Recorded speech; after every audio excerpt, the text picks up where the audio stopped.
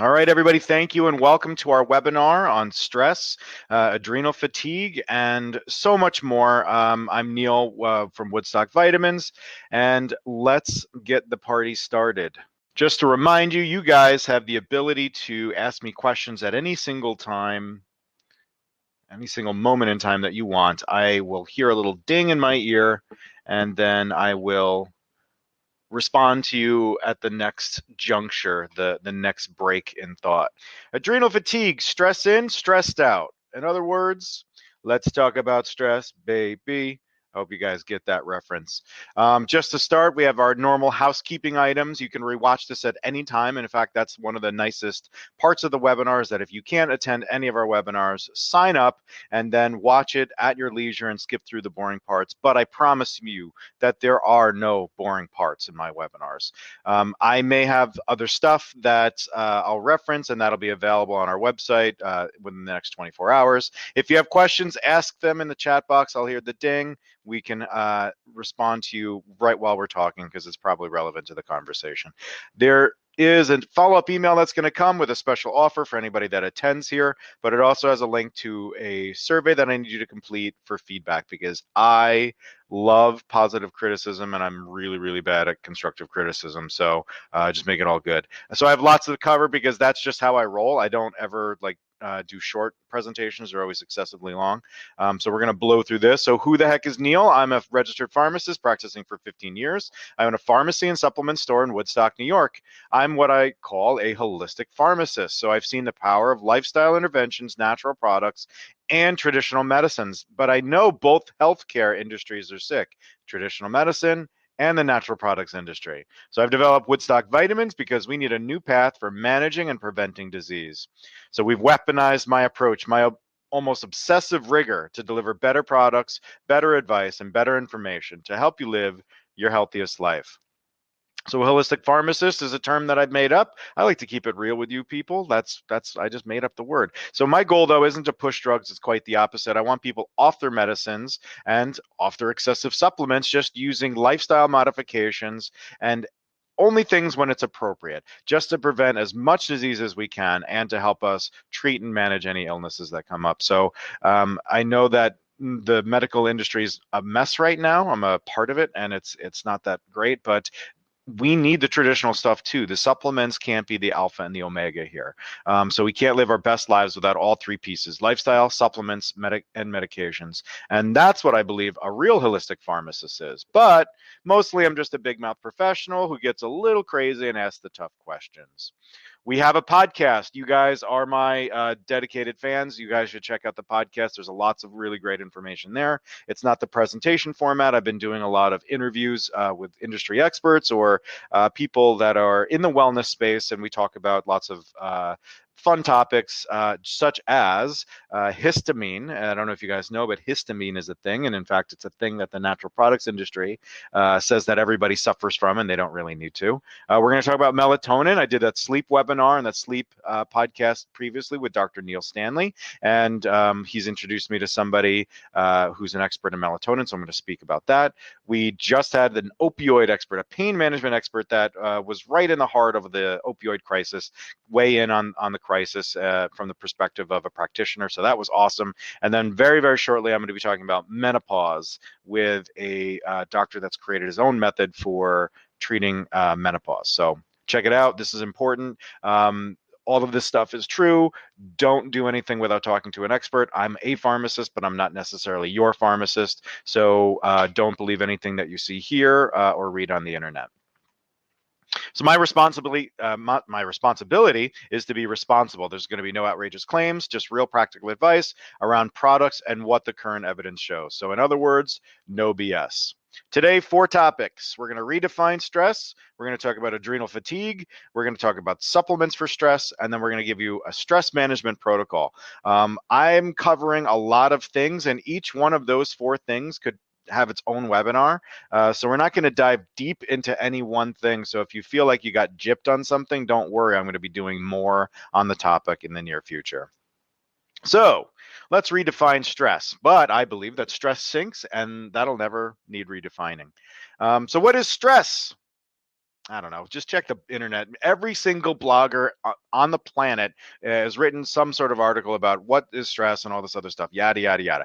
But my answer to this, just from like a different understanding, it's just any physical response to a stressor. And stress is mediated by the adrenal glands, which release hormones, and those hormones release other compounds and have actions in almost all body systems to help us respond to those stressors. The adrenal glands, of course, are the small glands found behind the kidneys. Ad is behind, and renal is kidney, of course. And they make three types of hormones: corticosteroids, catecholamines, and androgens. And they do all sorts of great stuff. Again, I'm going quick here. Corticosteroids are the name for the two major hormone types by the outside of the adrenal gland. It's kind of like a layer cake, I guess, or more accurately and apt to me, peanut M&M. This is the candy coating, right? Mineralocorticoids are one type. They regulate the blood pressure and electrolytes, and glucocorticoids, the ones that you probably are aware of, like cortisone and that kind of thing, and prednisone, or cortisol, since we're talking about adrenal fatigue. They regulate fat metabolism and the immune system. We also have catecholamines, and you guys might know these as epinephrine or norepinephrine, adrenal. These are the things that are responsible for our fight or flight response, increasing blood pressure, heart rate, and I said blood pressure twice because it's that important, and the breathing rate. The other thing is that your adrenal glands do secrete sex hormones, particularly androgens, so DHEA, progesterone to a small degree, and then those compounds are converted in your primary sex organs to estrogen and testosterone and stuff. That will be brought up again on a future webinar about menopause. So knock that one away for the future.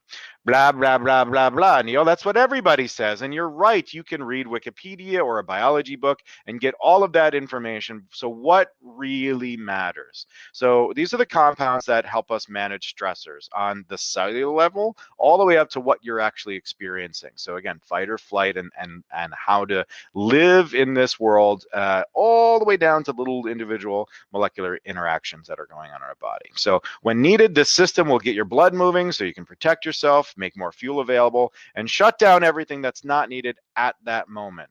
All of these are in separate areas of the adrenal gland, and they're separately secreted, but they're all from the same place, and this is important. The adrenal glands have a heavy workload.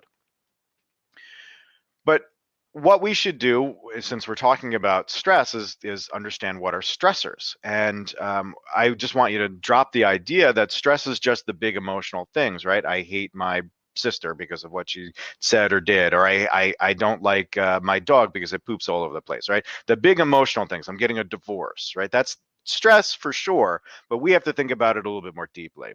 The stress and a stressor is our body's response to any demand that's usually out of the norms. The system's whole entire purpose makes way more sense if you think about it from this perspective. All its goal is to move us more towards normal when we're temporarily not normal. So this is two things: the common ups and downs of living as a human, right? We'd be in trouble if we weren't okay with not eating for a couple hours, or having different temperatures or climates to sleep through, or not getting enough sleep, right? But then we also have this system for the real problems, which are the lions and tigers and bears, oh my. Surviving against potential predators or competitors is the other role here.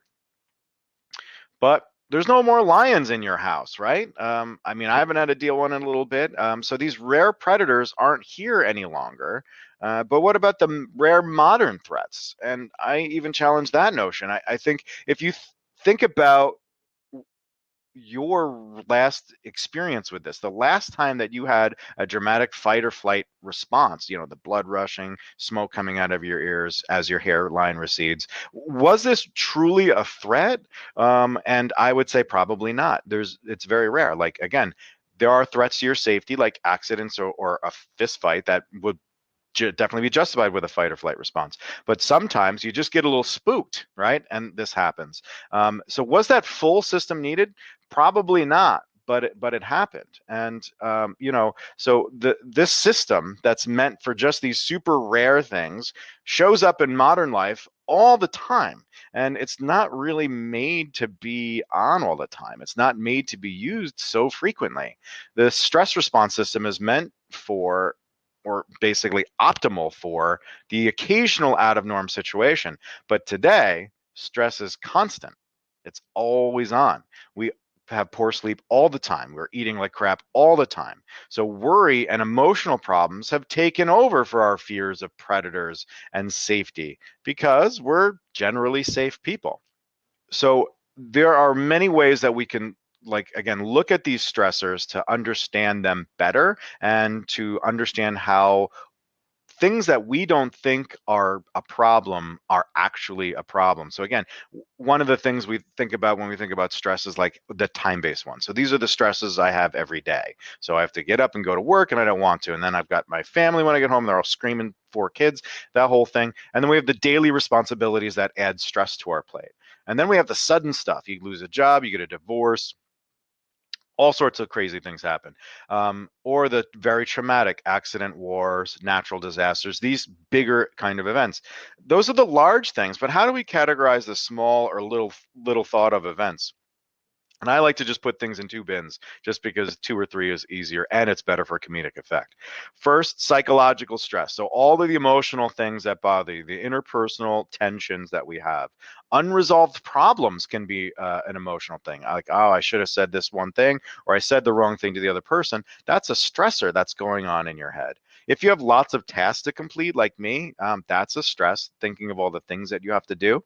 And then, of course, all of the mental health stuff, anxiety, depression, bipolar disorder, all of these things create more stress, additional psychological stress in people. But then there's the physical stuff, and a lot of us don't think of it. Pain, discomfort, trauma, anything that shifts your body a little bit. So I even bring up nutrition for people. Not eating enough calories at the right times, or being deficient in specific macronutrients, or eating unhealthy things like inflammatory foods, that is a stressor on your body. The lack of sleep, the lack of proper exercise, or excessively intense exercise can be stressors.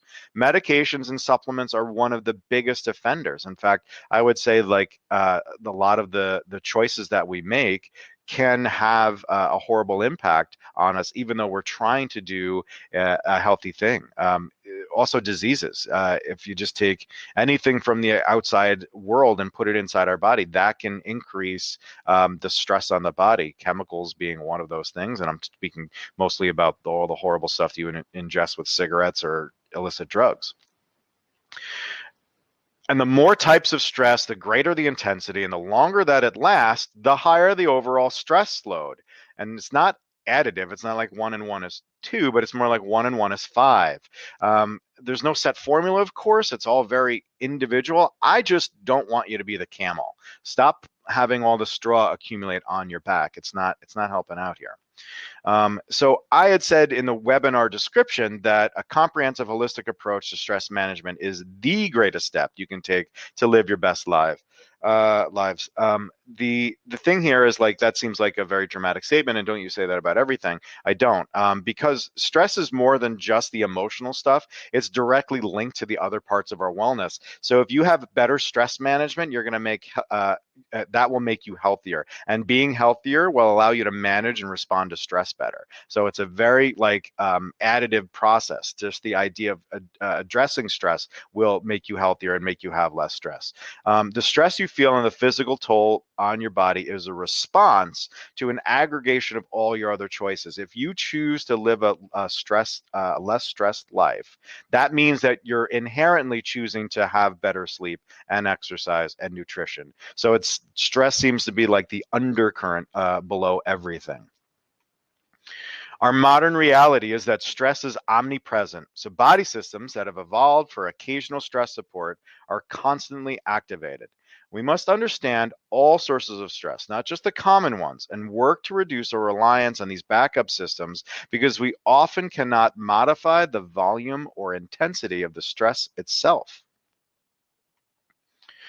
Recovery doesn't happen. That's kind of what I'm saying, is like, if somebody jumped out right now and scared you, you'd get scared, and 10 seconds later, the blood would start moving, and then you'd have that fight or flight kind of response where your heart's racing and you're just kind of like coming out of your skin. But after the time, you slowly recover. With stress today, we're barely recovering. It's kind of like walking around a haunted house, except the fear isn't that baseline emotion. It's exhaustion and resignation that, oh, this is cool, right? And the results of this lifestyle, it's bonkers. So this is a chart that I included on the blog when I was talking about stress very basically about a year ago. And essentially it said the systems that are impacted by cortisol and stress have a very different response early than they do later.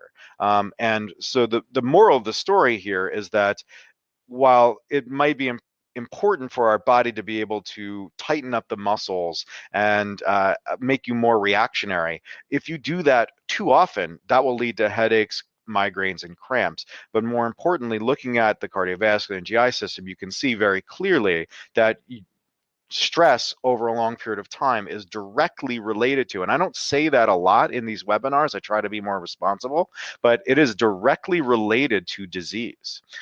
So you have to understand that chronic stress, mistreated, is going to cause lots of problems in your health and wellness. Here's two scary stress facts that a lot of people aren't connecting. Uh, we're alive and we just feel kind of like funky, right? We have these non-specific symptoms, and it could be a result of chronic stress. So you walk around with muscle tension or achiness or even heartburn and reflux. That could just be stress. It could be a result of chronic stress. And the unmanaged chronic stress maybe, I would say is a large contributor to chronic diseases like heart disease and diabetes, dementia, and more. So those two ideas right there should be enough for a lot of us. But we're not listening. I have literally said nothing that you guys don't already know, right? Everybody knows this.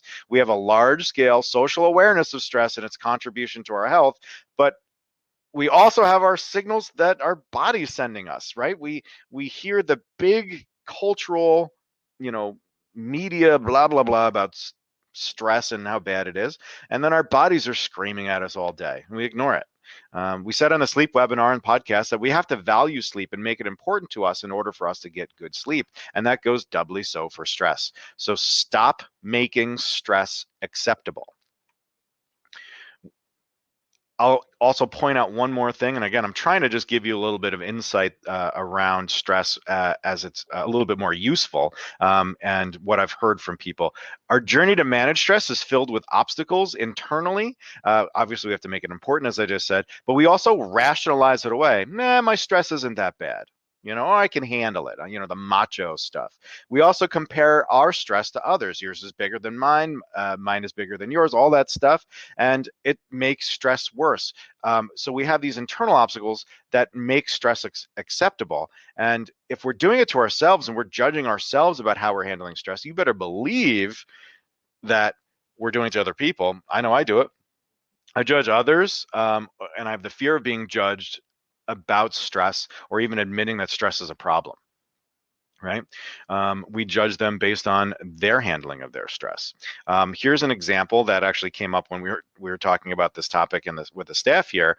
I'm not even going to link the stupid article just because it was making me mad, but it's like the Let's Mock Millennials Stress. And it had a bunch of lists of like what the millennials believe that they're stressed out about from a survey. And it's like very, you know, like random garbage, like losing your phone. Like, oh my God, that's what they're stressed out about.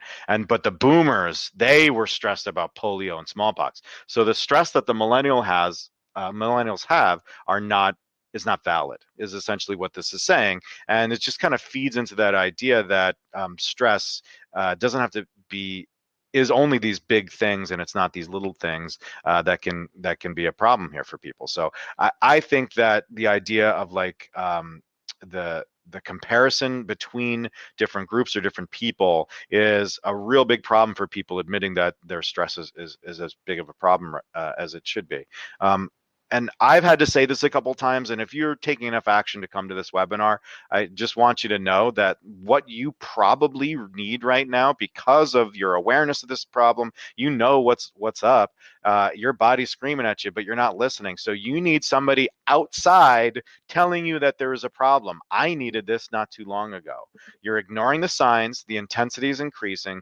This is getting worse. You're not making it as important. So I'm your trusted resource now saying, it's time to do something. Red alert. And when somebody did that for me, that was a big eye opener. And I said, you're right. I'm not listening. I'm not listening to the signs of chronic stress. I'm not, believing my body when it's saying it's exhausted, right? And so I needed to hear that from outside. So hopefully the super puff red light here will be enough for you. The impact of untreated or mismanaged chronic stress can be devastating. What many of us are doing or not doing is not working. We are ignoring all of our body's alerts. The time to act is now before it's too late. All right, on that cheery note, let's talk about adrenal fatigue, where the stress bag gets pooped out. So adrenal fatigue is this thing, and here's the theory here. Chronic stress decreases the time to replenish your adrenal hormone stores. So if you think about that, it's kind of like a stress bag, as I was saying, like a squeezy bag. And every time you have a stress, you squeeze stuff out, right? And it shoots out, and then it takes time for that bag to fill up again before you can squeeze out another good dose of stress hormone stuff, right? So because you're constantly doing this, just constantly squeezing the stress gland, you're not allowing your gland to replenish the stores. So then it becomes less and less responsive, and then your body craves more and more, and it eventually gets tired. It gets fatigued. So when you need them, which is constantly, you won't be able to produce sufficient amount to meet your needs. And then you rely on external stimulants like caffeine and all the things I told you to avoid a few slides back to power through the day, further depleting stores and further lowering our stress response. And as a result, you're tired. If you get under stress, you get like hypoglycemic, you get shaky, you get weak, you get tired. They call it wired and tired, right? And other adrenal hormone related conditions get worse, menopause being one of them. And this is, again, for that lecture, but because your sex hormones are being created primarily by your adrenal glands after menopause, chronic stress will deplete your stress hormones or cause sex hormones to be released erratically, making hot flashes and all that other fun stuff come up more often. So it takes menopause, which should be a short thing, and makes it this big, big, long event. And so, again, we'll talk about that later. But again, adrenal fatigue makes it so you can't handle stress as well as you did in the past. And then you'll crave unhealthy foods, salts and sweets and high fats. And all of that stuff makes you feel better. You need caffeine to power through the day. You have this typical energy pattern. You can't get up early, and it takes you until like early morning to really get moving, like 10 o'clock in the morning, and then you usually feel better and fully awake after your lunchtime meal, right? Your best part of the day is 6 o'clock. The sun's going down and you're kind of relaxing. That's when you're most energetic, and you feel like your best sleep is between 7 and 9 a.m. And doesn't this sound like you? This kind of sounds like me. It sounds like almost exactly like me. And oh my God, it's so great to know what's finally wrong with me, right? But the truth is, uh, this is a scam, essentially. The adrenal support industry comes out of this. So this concept of adrenal fatigue leads to this whole system. All right, there's diagnoses. So we have special saliva tests that'll measure your cortisol and DHEA levels, and that will tell me if you have adrenal fatigue, because they have a pattern, low cortisol at specific times, or in severe cases, you'll just flatline, right? And then, oh, we have these special treatments and protocols. After you pay for a consult with me, you can get all these specific supplements. You have to fill out a questionnaire and like have to understand more about you, of course, but you'll get the supplements, and then those specific supplements are unique, and they're the things that are going to help you with this adrenal fatigue. And my blend, of course, is better than Bob's blend and all that other stuff. And then, of course, you'll feel better. You're going to feel dramatically better because better is something that you can measure. It's like most people seem better when they do these protocols. And again, I'm not going to be hypocritical. I have adrenal support formulas. I sell these kinds of products as well because people are looking for them, and we want them to have a good source. But I believe adrenal fatigue is a deadly deception. People are feeling real pain, and these are like non-specific, generalized symptoms, and are medically normal. So there's no problem. They've gone to the doctor to see if something's wrong with them, and there's something that they need to change, but they're good, and they're just desperate for help. So they're sold a bill of goods. Adrenal fatigue is this complex disease that isn't understood by modern science or big pharma, right? It's a diagnosis specialized and it's expensive. You can't get it from your doctor. They don't know enough about it. And the treatment is unique with special supplements that can help. In other words, they have an axe to grind and they're grinding the heck out of it. So here's the truth about adrenal fatigue. It's not an officially recognized medical term. There's no official diagnosis in any US or international medical organizations.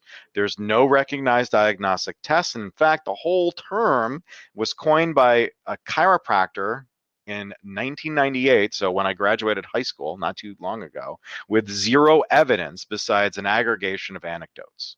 Okay? But here's my conflict. There's no official disease called adrenal fatigue. In fact, adrenal diseases are really clear cut. I worked for an endocrine office for a while. They're easy to diagnose and treat. Even though it's a little complicated, it's manageable, right? But so many of us suffer from these symptoms. We don't feel good. We feel sick. And it sure looks like adrenal fatigue. So the symptoms are real. The patterns are consistent. And all of that, just despite there's no data. And putting all these things into a single bin, call it whatever you want to call it, it's going to help somebody. So here's what I feel about adrenal fatigue. So, I'm the first one to call out BS on this whole thing, but even though it's not a real disease or officially recognized, the symptoms of chronic stress are very real. And by making modifications to manage that chronic stress, we can rid ourselves of this adrenal fatigue syndrome. Some supplements even can act as a crutch to help us as we put into place the right behaviors. Adrenal fatigue is not an official medical condition, but I understand what people are saying when they say they're suffering with it. Though suffering can get results with common sense holistic management, not unnecessary consults, diagnostics, and supplements. So in other words, I don't care. Call it what you want to call it. I would prefer it if you called adrenal fatigue chronic stress. I think that you'll burn less bridges. You'll sugar up the doctors, because if you do want to talk to somebody like a healthcare professional about your stress problems, if you say adrenal fatigue, they're going to think that you're in this other mindset where you need all this kind of like unproven science and non-scientific things to get results. And really, if you say I have chronic stress and I need help managing that is something that any doctor, any traditional practitioner can kind of get behind. So I only care because people are being exploited. The same results can be taken with simple lifestyle modifications that you do. You do these whole crazy programs that these guys are offering, but if you just take the programs away and do lifestyle modifications, you'll get those same results. And with that, there's less reliance on these gurus. And it's just too easy to prey upon people that don't feel good. But the most offensive part for me is the testing. Okay. So, and I used to test people for adrenal fatigue. This is something that you should know. Is like in 2010, when I first did this lecture, I had just heard from that naturopath that came up with adrenal fatigue. He had taught me during a face-to-face lecture. And so I was using it as a tool to test people. And then I kind of realized, like, well, what does it matter? I can say to somebody, oh, here are all the markers. It's clear your problem is adrenal fatigue. Your cortisol levels are pooped out, right? But do you need that? Do you really freaking need that? You don't. You don't need that. There's almost no chance that chronic stress isn't a factor in nearly everyone's health. Managing stress is a foundational requirement for a holistic program, regardless of a test or diagnosis. There's no justification for expensive tests and questionnaires, except if we're trying to prove to someone who isn't listening that stress is impacting their health so dramatically, or more relevantly, we're trying to justify our existence and our expense via parlor tricks. So basically what I'm trying to say here is that the tests work if you have somebody that just isn't getting it through their head that stress is a real problem. They haven't made it important yet. But you're listening to this webinar, so hopefully you're making stress important. So here's something that I'm going to do from here on out in the webinar. If you haven't been able to figure out, I'm not just trying to take a topic, give you a unique perspective that you may not hear in other places, but I'm also giving you some perspective of a bigger picture. And something kind of clicked for me while I was doing this this webinar and like having these discussions. So I want to dig into a bigger lesson. So there's a framework that many of us utilize, and you know, we talk about all the time: natural versus traditional medicine, and that's a learned dichotomy. That structure is taught to us by someone, mostly by propaganda, and I've showed you numerous times that this isn't a two-sided war. It's the same thing. The natural product industry is owned by the pharmaceutical company. These guys are doing the same thing that these guys are doing, except they're masquerading. They're a wolf in sheep's clothing. But there's another learned behavior that adrenal fatigue brings to light. And this may feel weird. Do not take this as any sort of offense. Again, we're just walking through a couple pieces, but like I realized, like when I was saying this, it may seem like I'm targeting people. I'm not, definitely not doing that. Don't feel defensive. This isn't about you in particular. This is about the system that's creating this structure where you have a pain and they have the solution. And that's what I'm trying to help you with. So the other learned behavior is that you know, people are anti-medical establishment, but I really noticed that a lot of them want the whole medical establishment experience, but just from the natural product side. So they want to consult with an expert, and they want somebody with credentials. They don't want a doctor. They want like a naturopath. They want, you know, a functional medicine guy. You know, they want all of those kinds of criteria. Then they want a diagnosis. So we want to know exactly what's wrong, and we want a test done to prove that, even if the testing method is unproven.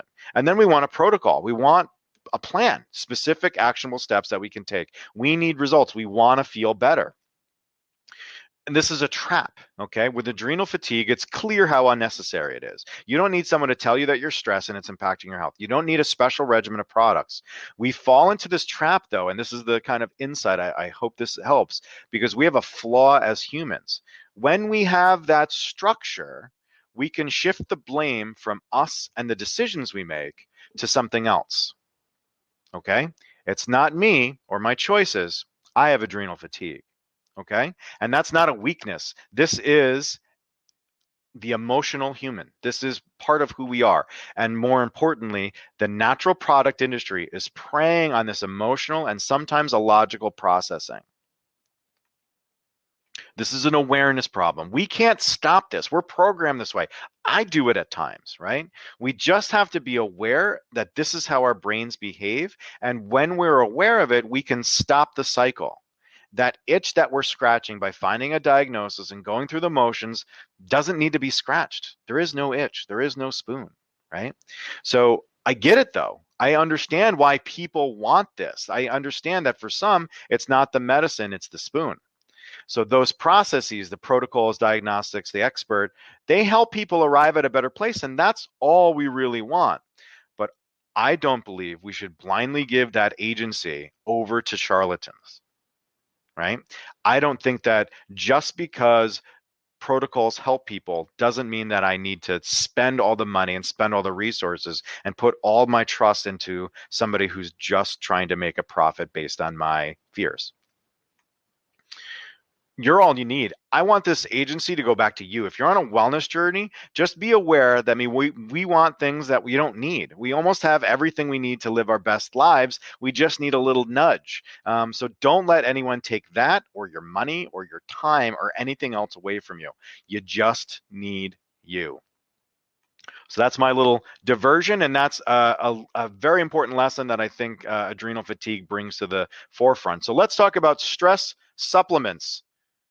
I just a lot of S words. So anyway, so there are three types of stress supplements, and there are many different products on the market. Like I just showed you a picture of all of our different adrenal formulas, and there's adrenal this and adrenal that, and it's so easy to get overwhelmed. So I just wanted to simplify it. Again, 3 bins just to make everybody understand this stuff better. There are 3 types of ingredients that would go into any adrenal support formula. The first one is micronutrients. So this is vitamins and like amino acids and stuff like that that our body would use for the stress responses. There's hormones. So they'll actually use hormones that you would use during stress to like help replenish what's missing. And then the other compounds are the things that we use to help us feel better about stress. So these are the sedatives or the stimulants. These are the things that will either calm us or give us energy. So stress supplements, when you buy them, will have 1 to 3 of those different types. Okay, so I hope that makes it easy. But let's kind of go through like what you would see. So the micronutrient side of things, you're going to see the B vitamins. B vitamins are depleted when you're stressed out, so they'll normally jam a lot of B vitamins into stress supplements. So B6 is the big player. Sometimes you'll see B12. Vitamin C is used a lot by our like hyperactive cells, our immune response, which are involved in stress. And then the other one I see a lot of is amino acids like tyrosine and N-acetylcysteine. I've said this a million times before. If you listen to my other webinars, I believe there's no reason for you to micromanage your micronutrients. Most of us aren't deficient in these micronutrients, and there's little clinical evidence, if any, to support the use of these micronutrients like B vitamins and stuff, especially the doses that they're provided in stress. Okay, someone who has a rounded diet and is hitting macronutrient goals will have sufficient, if not excess, vitamins used in stress response. So just eat. You don't need micronutrients to help you deal with stress. I will say though, we don't eat a lot of foods rich in those B vitamins. And I have seen myself where this particular whole food B complex makes people feel better. And I attribute that to the ingredients because when's the last time you had organ meat? Right? This is part of the reason why everybody is on this collagen kick. We're not eating those things anymore. So I believe that a whole food B supplement may be beneficial for people that are in a state of stress that don't eat B-rich foods. So this is just another food to supplement because you're missing it from your diet. You would normally take it first thing in the morning and then like in the mid-afternoon. This is kind of like the only time I'll do a supplement recommendation here. So moving from the vitamins to the other class, which are the hormones that are released. So essentially what they're saying is you're low in cortisol, take cortisol. The thing is that they can't give you cortisol, right? It's not legal. So what they'll do is they'll take glandular ingredients. So what does that mean? Well, that means they're going to take the gland out of animals, they're going to grind it up and they're going to put it in a pill for you. And that's kind of gross, right? Cows and pigs. And they're putting in adrenal glands, spleen, thymus. Yikes. Other hormones like DHEA are available over the counter, like as gland-free versions. But the idea is that these glands and these products will give you back the hormones that you need in a natural way and will help you replace what's missing. There's a few problems with this. The problem one is variability. We have to remember that the best way to use hormones is consistently. It has to match what our body makes and it has to be used at the same time every day. So a gland will have variable amounts of hormones at any one time, right? What if the cow has adrenal fatigue, guys? Right? So one cow's adrenals will have a different cortisol than another's. And a gland might not even have any cortisol at all. Just because they wrote adrenal gland doesn't mean that you're guaranteed to get any cortisol. In fact, they're only formulating it to contain the gland. They're not formulated to contain a certain amount of cortisol. So if the gland did have hormone in it, well, it's got to get processed. It's got to get chopped up, dehydrated, turned into a capsule, and hormones are fragile. I would assume that in the process of making glandulars, you're going to get something, but it's going to be degraded. Okay. The other thing is absorption. We eat animals. We're omnivores. So our stomach and our GI tract does a good job of not absorbing anything that could potentially influence our body in a negative way. Imagine if we ate a piece of chicken and then we got all the chicken neurotransmitters. That would make our whole bodies go wild. So, I mean, our gastrointestinal tract is preventing the absorption of things, but then it's a pit of acid. So hormones, neurotransmitters will have very, very limited oral absorption. And if they do absorb orally, that could be a problem. There's no guarantee the amount of glandular product that you actually need will get absorbed if you take it orally. So that's the second problem. Third problem, of course, is quality. So animals are gross and modern farming is worse. So supplement companies, they're cheap and they're just going to cut corners and they don't care because nobody's really watching. And even if you could guarantee like a clean supply chain, like I'll argue that our glandulars are made with a little bit more thought. Many companies aren't even trying. So Hormone replacement does work though. So if you have somebody, somebody with diabetes and they use insulin, somebody with menopause and they use estrogen, uh, we know this works. And so the same thing, if you have somebody that has true adrenal insufficiency and you give them cortisol, that's great. They'll need cortisol and they'll need all the other hormones, of course. But a real doctor will use cortisol, hydrocortisone tablets to treat adrenal problems. So some practitioners will prescribe hydrocortisone to replace the lost hormone during stressful times. And, whatever. Like, I'm okay with any of that, but you have to know there should be like three things anytime you do that. You want an expert to do it, not just any, Joe Blow deciding that they're going to give you cortisol. Uh, you want a purified, absorbable dose of a specific hormone. Stay away from glandulars and use the specific hormones. Use cortisol. Don't use adrenal gland. And tread carefully, because using the hormone strategically to bridge like a depleted state to normal function is very difficult. So again, if I give you hormone, that means the gland in our body that makes the hormone is going to take a nap, because it says, hey, I don't have to work because the hormone's already there, right? If it takes a nap for too long, it's going to take quite a while before it wakes up and gets efficient again. So it's very, very important that we like bridge that carefully. So again, not just any Joe Schmo, but like a real doctor that's done this before, preferably an endocrinologist. So then there are other compounds that we can use for stress management, and I just kind of put them in three broad categories: calming agents, stimulants, and adaptogens. And I'm just going to stay here for a second. So when you think of calming agents, that's any of the traditional sedatives. So that's anything from the benzodiazepines and anti-anxiety drugs to the CBD. We can't go 1 minute without talking about CBD anymore, but CBD is a great calming agent. It helps out with anxiety and people dealing with stress. We use it all the time. Stimulants, using caffeine helps, boosting yourself through a lull because you're fatigued and stressed. That works. It's not ideal long term. Neither one of them are ideal long term, but they're real options, and we're aware of what they are. There's this third class, though, that I want to talk about again, because I'm trying to give you a little bit of information that you may not have already. So let's talk about adaptogens and the claims that they make.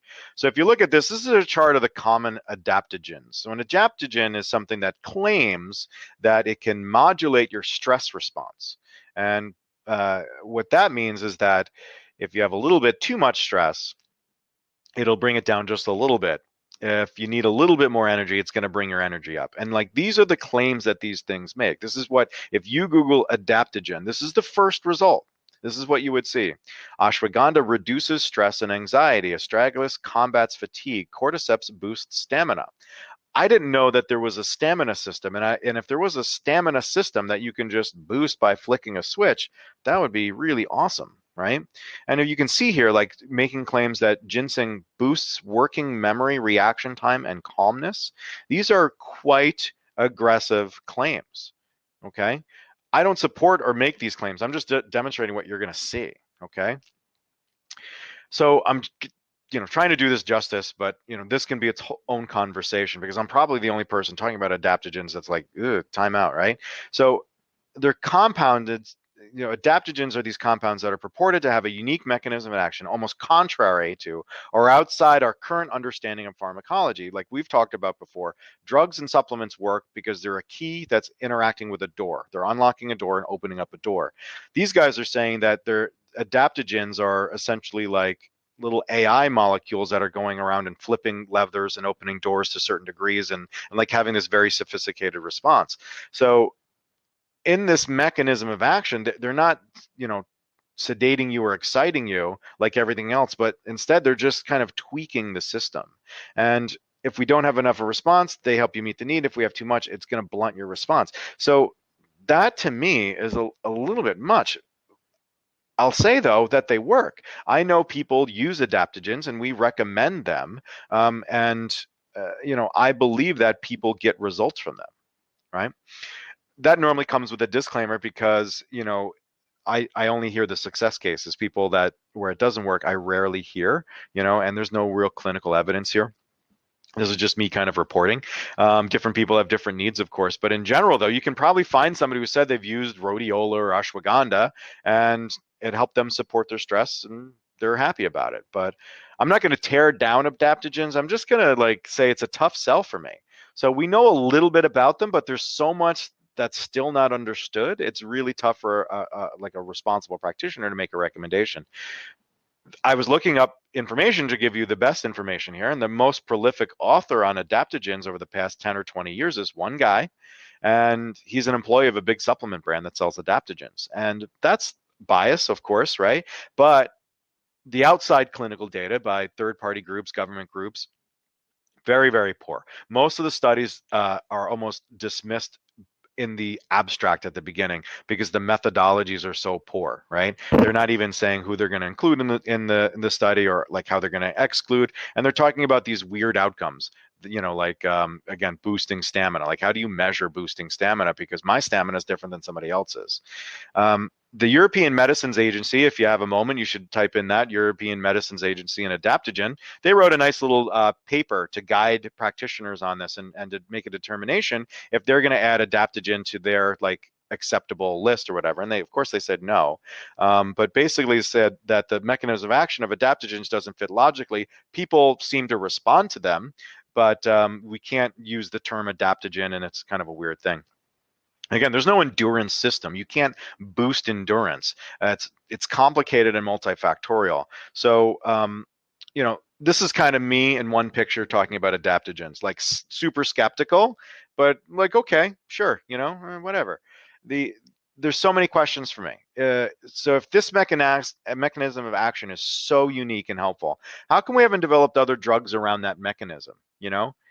How does it know what system needs how much of a push, right? And do we really want to blunt our body's stress response? And I don't know what those answers are, but again, what I do know is that when it comes to supplements that are used for stress support, the three big ones are calming agents, stimulants, and adaptogens. And whatever the mechanism is, those things work. And I prefer to just say that some of those herbs that are called adaptogens have a general calming effect, and some of them have a general stimulating effect. And I think that's a better way to think about it versus like they do all this sophisticated stuff. So, all right, Neal, stop rambling. What supplement do I use? Well, that's the wrong question. The right one is, what do I need to improve my wellness? So now it's time to talk brass tacks. What is our strategy? Our stress management strategy, leave off the last stress for savings. So no BS stress management is the most natural, functional, and holistic approach that you can come up with, right? The thing is that we have this instinct to go to supplements, but I'm saying don't do that. So we got to break your habits and do all that stuff, yada yada yada. But the biggest thing that we have to do is get over this idea that we're going to live a stress-free life. Okay, so stress management is holistic practice. It doesn't need diagnoses and supplements and protocols, but we also have to have the right expectations, is that you're not going to turn off stress. You have no control over the volume or intensity, as I said before. You can't live a stress-free life. We're all going to have stress. Okay, it's just going to be varying degrees. So the only thing that we can change is our reaction to the stress, and we can do our best to plan to mitigate or reduce stressors, but we'll always have to deal with and manage stress at some point in our life. So we have to set realistic expectations. So this protocol costs you $0. Two parts: deal with your stress and stop everything else from causing stress. That is as simple and as complicated as it gets. So eliminate your direct stressors like substances or mother-in-laws, and learn management skills for the other stressors, how to deal with information overload or anxiety and depression and stuff like that. Then stopping everything else, you have to climb the pyramid, the wellness pyramid. You have to eat better, sleep better, exercise more, throw away your addicting stuff. You can use supplements strategically to support your wellness, and then seeking professional help is crucial. So let's go through each one of those. So how do we eliminate the direct stressors in our life? So what things are increasing your stress emotionally or physically right now? And for me, being overworked or exhausted. Again, I'm on hour 14 right now, right? We have horrible relationships we're in, illicit drugs, alcohol, nicotine, inflammatory foods. I keep saying that over and over again during these webinars. Untreated or mismanaged diseases are stressors, and drugs or supplements that have high risk of adverse events, have active metabolites, drug interactions, or just generally not ideal. So what I would suggest you do for the management of this kind of stuff is talk to a clinical pharmacist. A clinical pharmacist, or somebody that has an understanding about how all these drugs are different and like what the ideal drug for you is, can help you eliminate potential stressors. We had talked about in a previous webinar, I believe, about benzodiazepines, and how if you take one benzodiazepine, it gets metabolized to other active forms. So it hangs around your body and causes stress on your system for days after. So we have to make sure that we're making the right choices to eliminate the things that we can right now and get everything kind of cleaned up. So you're making a plan to get rid of these as soon as possible, but as soon as possible isn't immediate. Some of this is going to take time. It takes time to get off of alcohol and nicotine and stuff like that. So the most important part is just eliminating the things that are directly stressing you out. So we have to learn these management skills of how to deal with stress. And so if we can't change anything, or we're planning to change something, how do we best care for ourselves right now, today? So how do we deal with information overload? How do we deal with our extensive task lists? And how do we deal with our anxiety, depression? So I've got some answers for you. So part of the problem right now that we have that's causing a lot of stress is information overload. In fact, that's what I would say the number one problem is. And so the thing is you have to understand is that, and I'm giving you a little bit inside baseball, all businesses are taught and told from marketing experts that content is king. So everybody is just generating content to position themselves as an expert, aka webinars and podcasts and blogs, right? So everything is content right now. And another part is that we go to the content as a form of stress relief, right? You're a little stressed out, I'm going to go to Reddit or Facebook and I'm going to scroll through and I'm engaging with content, I'm going to check Google News, right? You're using that as a form of stress relief, but it's causing more stress. And then we're engaging with content on addicting platforms and addicting devices. So the simple answer here, just get rid of Facebook, lock your device in the drawer, just go old school, just start sending smoke signals to people. That's the way to roll. I did do a podcast with Dr. Melissa Hunt. We talked about social media and some strategies for like more responsible use. You have to understand that your brain's a whiteboard, right? So we're trying to plan things out on the whiteboard, and what ends up happening is that we fill up that whiteboard with all these like to-do lists because we're trying to store the wrong information in our brains. And as a result, we have these unclosed loops, these processes that are going on in our head. Oh, got to do this, got to do that. Oh, I'm in my closet, my light bulb's out, so now I need to remember that I have to get the light bulb, and that's now stressing me out because I forgot that I needed a light bulb when I was at the hardware store just 2 seconds ago, right? So we're processing these consciously and mostly subconsciously, and they're creating these emotional and physical stresses in our lives. So we have to get all of this stuff out of our head, and to-do lists help, but not all the way. So if you have a lot on your mind, I dare you to sit down with a pen and pad and write everything out, and just as it comes to you, just do a brain dump. Just get it out for a half an hour. Next step, just go back through the list and expand upon the ideas and develop it all out. How do you feel? Great, right? Because you get all that out of your head, that's a huge weight off your shoulders. You'll feel great removing this burden and placing in a trusted external system, and that's an important piece. But if you don't maintain the system, your brain won't trust you anymore. And even if you dump out the info, it's going to keep a copy, and it's going to defeat the whole purpose of the exercise. So I would tell you, if you have a problem with information overload and this unmanaged task list, is to read this book, Getting Things Done. So it's a business productivity book that has been shown to be like a great system for handling the massive amount of information that we have. So this kind of system helps you clear your whiteboard and prevent the unclosed loops that you might have. But for me, if you've heard me talk about before, mindfulness and meditation is king. We spend most of our waking days not living in the actual moment, but instead stuck inside our heads in a time warp. We're in a future that hasn't come yet and a past that can no longer change. We mostly have very few real painful moments, but we relive them through suffering, which makes our pain more intense and more sustained. How many of you remember the most embarrassing stuff that happened to you as a kid? That happened once for a moment, right?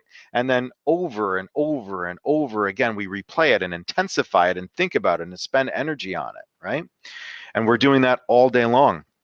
We spend so much energy, waste so much time, and nothing's any different. We literally could have done none of that and be in the same exact place. So imagine that for a second. All of that worry, all of that headache, all of that stress that you've been reliving inside of your head, if you had just not done that, you would literally be at the same place. There would be no different, except you might have a little bit more time left and a little bit more energy. And that's exactly what I'm suggesting you doing. Should do. So meditation and mindfulness need to be redefined because a lot of people feel like meditation or mindfulness is you clearing your mind, and that's not what it is. These are practices. Mindfulness being a practice of bringing your attention to the current moment and how you're experiencing it. So what does the floor feel like on my feet? Like, what does my toes feel like? What does the air feel like on my skin? What does the seat feel on my butt and my back? Right? That's mindfulness. That's bringing back my attention from wherever I am back down to the real moment and being here and being present. And meditation is another practice of bringing your attention not to your experience, but to a single point in your experience, meaning like the breath is what a lot of people will do. Um, we need to do this because we have an annoying roommate. There are two people in your head. Imagine for a second that you have two sides of your head, you know, not left and right, and there's an apartment, right? And one's in one room and one's in another. So I'm that guy. Let's just pretend that I'm going to say hello, hello, right? You heard me say the thing. Now I want you to yourself say hello.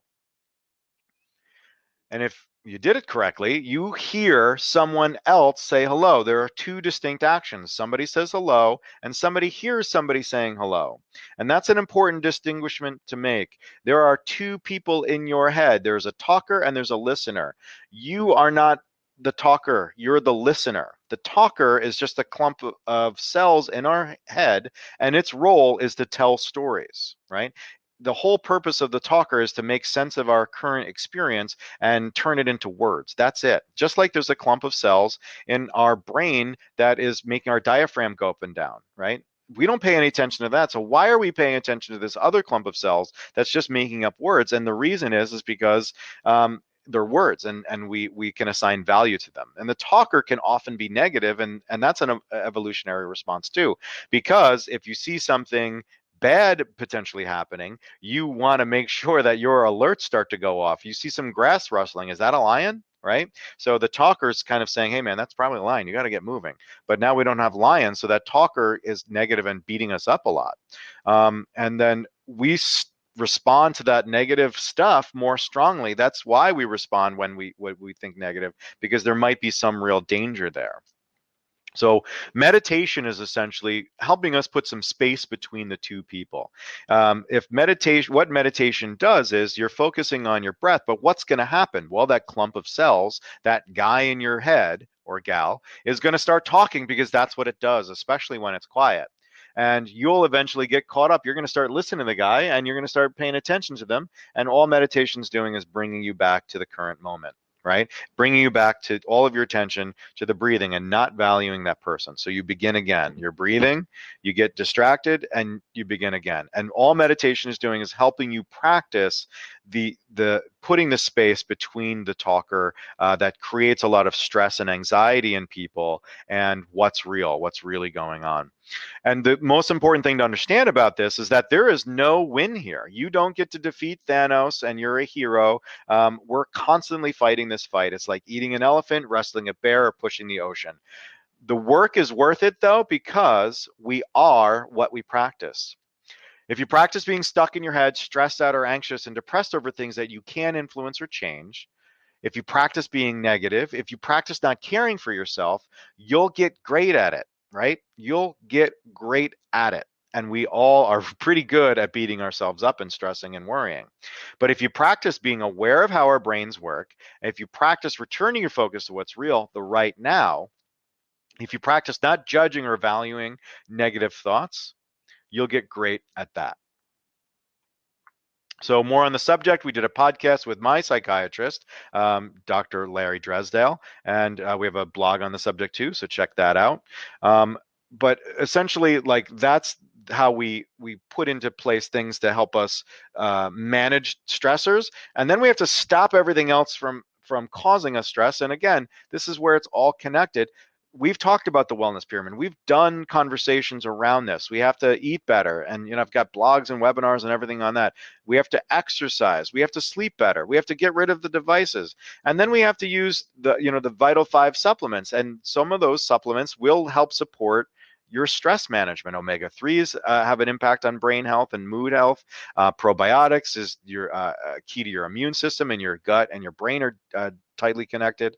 Protein, getting enough macronutrients, again, from a vitamin standpoint. And as we talked about, whole food B vitamins. These are all important things to help us manage stress. And if we do choose to use any one of those things, but be it an adaptogen or CBD to help us with stress, we want to make sure that we're doing everything that we possibly can first. We can use these things as a crutch in the interim while we're putting the plan into place, but we want to make sure we're doing the lifestyle stuff. Don't look to supplements before you've done the lifestyle stuff. Again, climb the pyramid.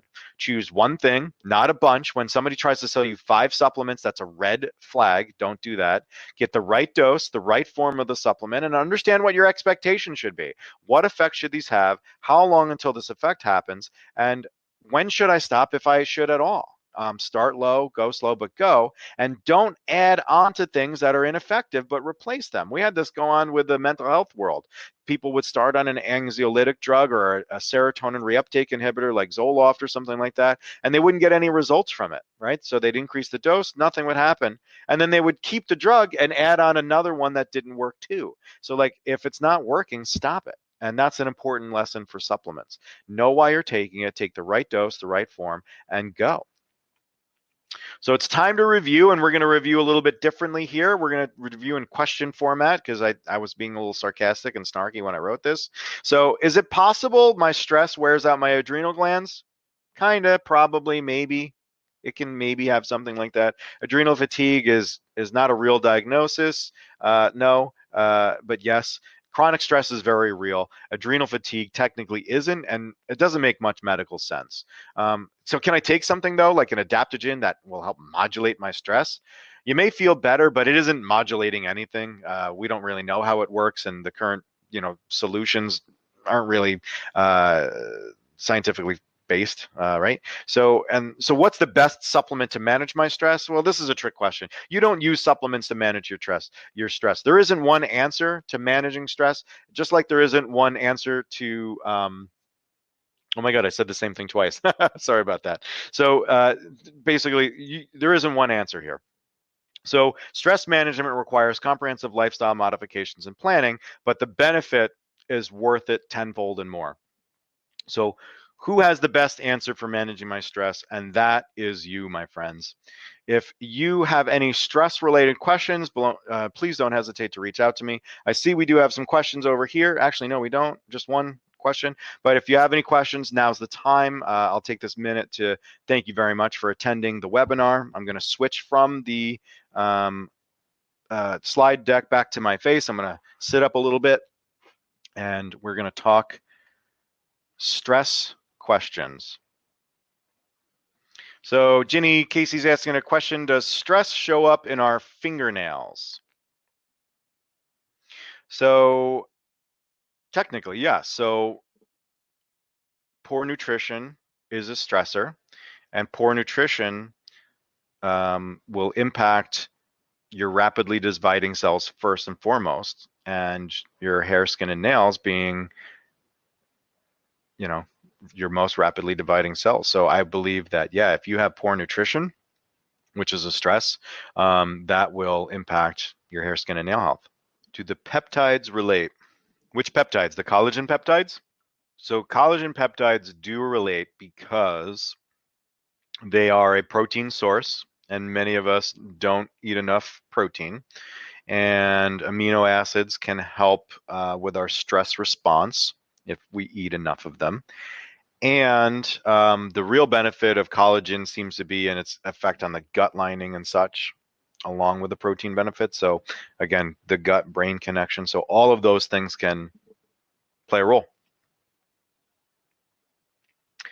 Mara Lee is asking where to start with someone who takes paroxetine, clonazepam, and methyl something, can't remember. Well, we'd start in the same place. So the strategy to managing stress really is like taking a good inventory of what's going on. What are the different stressors that are in your life right now, and what are the things that are going on? So using anxiolytic medication, like it says that you're using, It just means that you needed that help, that crutch. But you want to start putting into place practices to help manage your stress without using any substance, supplement or not.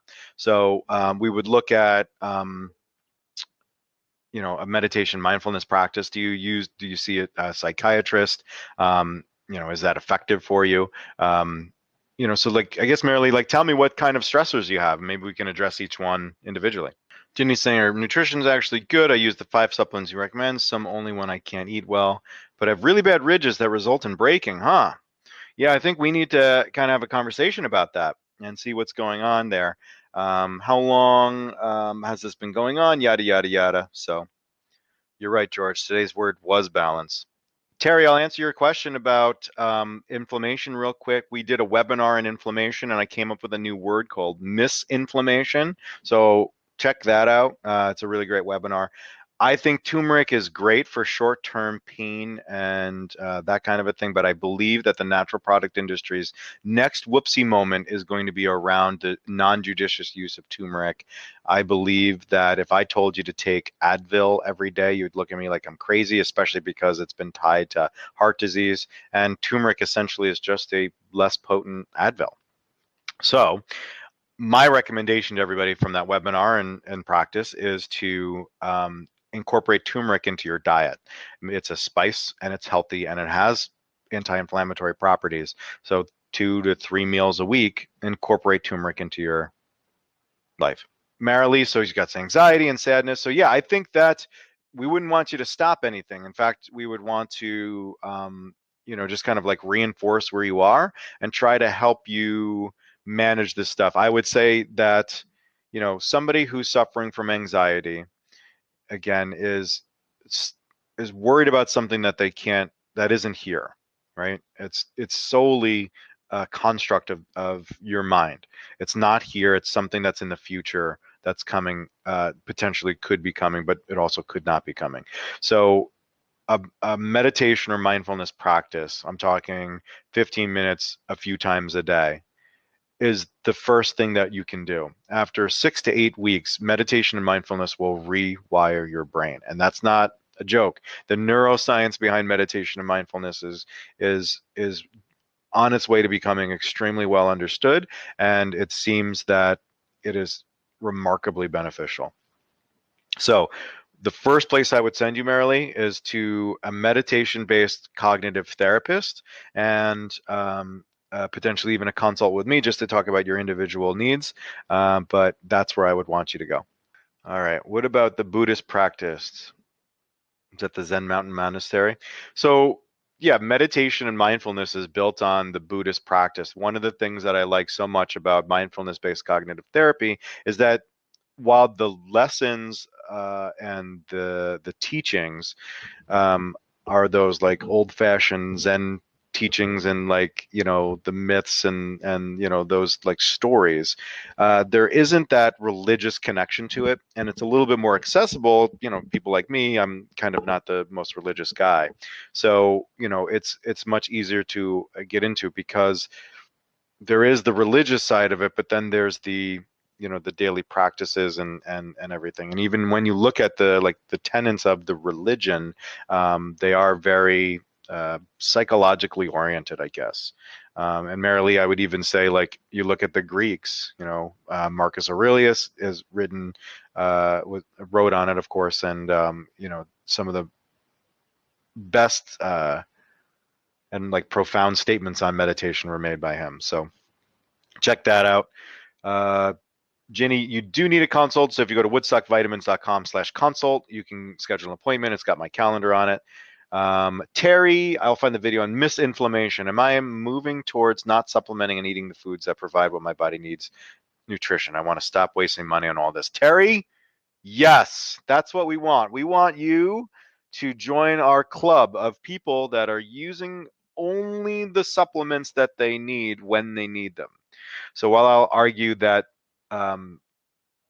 no supplements are better than what most people use, I will still say that supplements do serve a great role, and we just need to be more conscious of the machine that's creating that peer pressure or that compulsion to look towards supplements as the answer.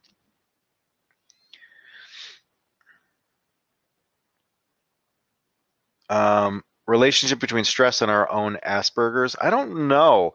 I think that, that's kind of like that autism spectrum disorder stuff. And the work that I've done with people on that spectrum, it seems that anxiety is a component to that, and the ability to regulate anxiety is a huge, huge thing. So the only thing that I would say is that they're probably comorbidities, meaning that they come together, come in a pair. So if you manage stress, you manage anxiety, and that component of the Asperger's behavioral stuff goes away. Marilee's got a good question. She says that her doctors are telling that she needs B12. Is there a difference with B food? And I would say yes. So there's two kind of things at play. We only supplement what we need to supplement. So taking vitamins just in general, just for good health, that's a bad play. So you have a deficiency potentially, and your doctor's saying that you need B12 to make up for that deficiency. So you might be a Planosaurus, right? So you're a vegan or a vegetarian. So you're or not eating a lot of meat, so you're deficient in B12, or something else could be going on. So you need to supplement that B12. Whole food supplements aren't going to test for the specific amounts of B12. They're just going to have naturally occurring amounts of B12, which is much smaller than the amount that you would need to supplement. So it's best for you to just take the B12 and potentially the B food too, if you were to use both of them. Terry's saying that I think we tend to jump on the bandwagon with this formula and that formula, and our bodies get confused with all the signaling. I guess like I had an article that was talked about the three different types of dietary supplements. If you put supplements into three bins, and let's pretend that they're steaks. Okay, we want a steak, except you're buying a box and you can't tell if it's a steak or not. So inside box one is a moldy cheeseburger, something that's potentially dangerous, something that could potentially harm you. Okay. The middle one is a McDonald's cheeseburger, and then the last one is the steak. So my argument is that most of us are taking supplements that are those McDonald's cheeseburgers. They're just whatever. They're fine occasionally. If you take a lot of it, or if you take it for too long, it can be kind of not the greatest for you. Some supplements are dangerous. They're moldy cheeseburgers. You have to look out for those. So I would rather you just take a couple steaks than eat a bunch of McDonald's cheeseburgers. Our bodies probably aren't getting like confused, but there is a potential for drug interactions. You get 5 or more pharmacologically active things in the same pool, they're going to start interacting with each other. So that's a concern, but really most of the time our body's just peeing them away if they're getting absorbed at all. Because remember, there's no requirement for these things to actually be proven to be absorbed. Yeah, so your doctor says to just get a bottle of Centrum Silver. So we did a webinar called Throw Away Your Multivitamin. My argument is that you're better eating foods than you are taking a multivitamin. There's no evidence to prove that they're beneficial for what we think they are, which is filling in the gaps of our diets. I would much rather you have a thing of blueberries or a salad every day. That's going to provide you much more nutrition than a Centrum Silver will. So the doctor's just kind of saying, you know, unfortunately, we've lost the lead in the natural product industry. The traditional doctors, because of the structure and because of like their inability to kind of see what was going on with the industry, we've poo-pooed the natural products industry, and we could be leading it. And so like this is the doctor trying to kind of signal that he's okay with some supplements, I guess, but Centrum Silver is definitely not a good advice. That is a McDonald's cheeseburger. This is not going to really do much for you if you take it for a long time. It's going to kind of not be great for you. I think it's time to go to bed. I'm going to bed. I got to write a blog article tomorrow morning. I'll be getting up at 5 o'clock to write up an article. It's going to probably be about something that we talked about here. All right. Peace out, Girl Scouts. I'll catch you next month.